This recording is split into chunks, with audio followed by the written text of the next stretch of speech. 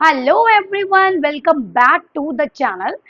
आज की वीडियो में लेकर आई हूँ एक नई केस स्टडी में कुछ लोगों को प्रॉब्लम्स आ रही थी, तो मैंने इसलिए थोड़ा सा केस स्टडी के क्वेश्चंस लेना शुरू किया है हर वीडियो में, ताकि अगर आपके एग्जाम्स में आती हैं तो आप इजीली उनको सॉल्व कर सकें। ठीक है, देखिए इतना कुछ ज़्यादा नहीं है केस स्टडीज़ में, बहुत इजी है और बहुत बड़े लेवल की आती भी नहीं है एग्जाम्स में। तो जितनी मैं आपको इतनी सारी केस स्टडीज़ करा दूंगी वीडियोस में, आप सारी वीडियोस देखना केस स्टडी की, अभी तो शुरू ही की है हमने। तो इतनी सारी करा दूंगी कि इसी से रिलेटेड चीज़ें आएंगी, इससे बाहर कुछ नहीं आएंगे आपके एग्जाम्स में, 12th क्लास के बिजनेस स्टडीज़ के एग्जाम में। ओके, तो आज की जो केस स्टडी है वो हमारी केस स्टडी नंबर 3 है, 2 हम ऑलरेडी पढ़ चुके हैं।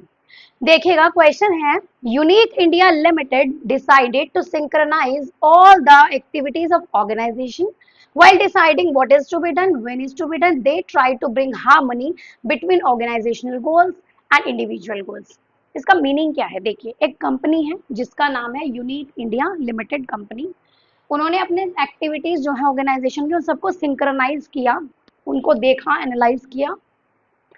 जब उन्होंने डिसाइड किया what is to be done, कि क्या करना है, कब करना है, कैसे करना है, तो उन्होंने क्या किया, ऑर्गेनाइजेशनल गोल्स और इंडिविजुअल गोल्स के बीच में हार्मनी को सेट किया। हार्मनी मतलब कोऑर्डिनेट होके काम करना।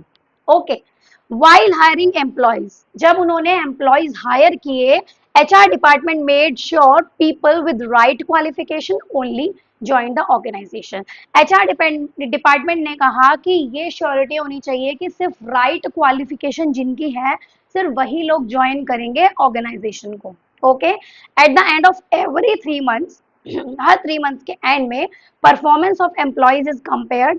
एम्प्लॉयज की परफॉर्मेंस को कंपेयर किया गया विद प्लान परफॉर्मेंस, मतलब जो एक्चुअल परफॉर्मेंस थी उसको प्लान परफॉर्मेंस से कंपैरिजन किया गया, टू चेक द डेविएशन, कि क्या क्या डेविएशंस आ रही हैं। ये है हमारी केस स्टडी। ओके, अब इस केस से रिलेटेड क्या क्वेश्चन पूछा गया वो देखिए। फर्स्ट क्वेश्चन है, identify 3 functions of management highlighted above. अब इस पूरे को पढ़ के आप 3 फंक्शंस इसमें से ऐसे निकालिए मैनेजमेंट के, जो कि इसमें आ रहे हैं।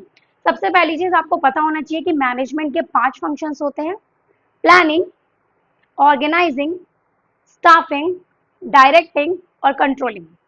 ये 5 इसके फंक्शंस होते हैं। कौन कौन से फंक्शंस होते हैं आप सभी लोगों को पता होगा, ऑलरेडी वीडियोस में भी पढ़ा चुकी हूँ। तो अब देखो यहां से निकालते हैं हम क्या क्या फंक्शन निकल रहे हैं। सबसे पहली चीज तो while deciding what is to be done, when is to be done, ये किस में आता है? ये आता है हमारा प्लानिंग में। प्लानिंग के फंक्शन में हम यही तो पढ़ते हैं, what is to be done, when is to be done, how it is to be done, यही तो पढ़ते हैं ना। थिंकिंग बिफोर हैंड, कि पहले से सोचकर चलना किसी चीज को, कि कैसे करना है, कब करना है, क्यों करना है, कितना करना है, ये सब चीजें। तो फर्स्ट फंक्शन क्या निकल के आया इसमें? फर्स्ट निकल के आया आपका प्लानिंग। सेकंड फंक्शन देखिए, ब्रिंग हार्म, नहीं, सेकंड फंक्शन आप देखिए इसमें, वाइल हायरिंग एम्प्लॉयज। एम्प्लॉयज हम कौन से फंक्शन में हायर करते हैं? आप लोगों को पता होना चाहिए, स्टाफिंग के फंक्शन में। स्टाफिंग के फंक्शन में हम एम्प्लॉयज को हायर करते हैं। किसको हायर करते हैं? एम्प्लॉयज को हायर करते हैं स्टाफिंग के फंक्शन में। नाउ थर्ड फंक्शन कौन सा निकल के आ रहा है इसमें से? At the end of every 3 months performance of employees is compared to check the deviation. आप लोगों ने, मैंने आपको वीडियो पढ़ाई थी कंट्रोलिंग की, उसमें आपने पढ़ा था कि एक्चुअल परफॉर्मेंस को प्लान्ड परफॉर्मेंस से कंपेयर किया जाता है और जो भी डेविएशंस आते हैं उन डेविएशंस को निकाला जाता है। किस में होता है ये? कंट्रोलिंग में। तो थर्ड फंक्शन क्या है यहाँ पर? कंट्रोलिंग। है ना इतना इजी? सब आपको क्वेश्चन के अंदर दिया है, बस आपको थोड़ा सा अपने माइंड को यूज करना है।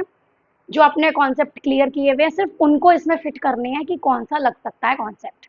तो समझ आया? प्लानिंग कहाँ से आया? What is to be done, when is to be done से आया आपका प्लानिंग। हायरिंग एम्प्लॉयज से आया आपका स्टाफिंग। और एक्चुअल परफॉर्मेंस को अपलाइड परफॉर्मेंस से कंपेयर करना और डेविएशन निकालना आपका आया कंट्रोलिंग। ये था आपका first question. Now come to the second question. Sorry, second question is identify the concept of management gives importance in the above para. अब आप इस पूरे पैराग्राफ को देखिए। इस पूरे पैराग्राफ में से आपने 3 चीज तो निकाल ली, एक और मेन चीज देखो जिसमें वो मैनेजमेंट का ही एक कॉन्सेप्ट है जिसको इम्पोर्टेंस दी गई है। सोचो क्या हो सकता है, फिर मैं बताती हूँ आपको। सोचो सोचो, जल्दी जल्दी कमेंट्स में बताओ कि क्या हो सकता है। चलिए तो फिर मैं बताती हूँ आपको। Concept of management gives importance, इसमें आएगा आपका bring harmony between organisational goals and individual goals. Harmony का मतलब मैंने आपको बताया एक दूसरे के बीच में कोऑर्डिनेशन बिठाना। तो कौन सा कॉन्सेप्ट है वो मैनेजमेंट का? कोऑर्डिनेशन। या आप इसको दूसरे तरीके से भी देख सकते हैं कि मैनेजमेंट के आपने 5 फंक्शंस देखे, 5 में से 3 थे, 2 फंक्शंस नहीं थे। इसके बाद सिर्फ एक ही कॉन्सेप्ट बचता है मैनेजमेंट का, कोऑर्डिनेशन, जिसको हम बोलते हैं coordination is the essence of management. बहुत जरूरी है मैनेजमेंट, उसके बिना कुछ नहीं है। तो क्या बचा? वही बचा। तो वही कॉन्सेप्ट यहाँ पर बताया गया, ब्रिंग हार्मनी। तो इसका आंसर क्या होगा आपका? कोऑर्डिनेशन। क्लियर है आप लोगों को? इस तरह से सॉल्व करनी होती है केस स्टडीज। तो अब मैं साइड में हट जाती हूँ एक बार थोड़ा सा बोल के। हाँ जी, तो एक बार मैं साइड में हट रही हूँ, उसका स्क्रीनशॉट ले लो, अपनी कॉपीज में लिख लो अच्छे से समझ के। और फिर मिलते हैं हम अपनी नेक्स्ट वीडियो में। कोई भी डाउट हो तो आप कमेंट सेक्शन में कमेंट करके मुझसे पूछ सकते हैं, किसी भी तरह का कोई भी डाउट है आपको टॉपिक में। ओके, तो फिर मिलते हैं और भी नए नए टॉपिक्स के साथ।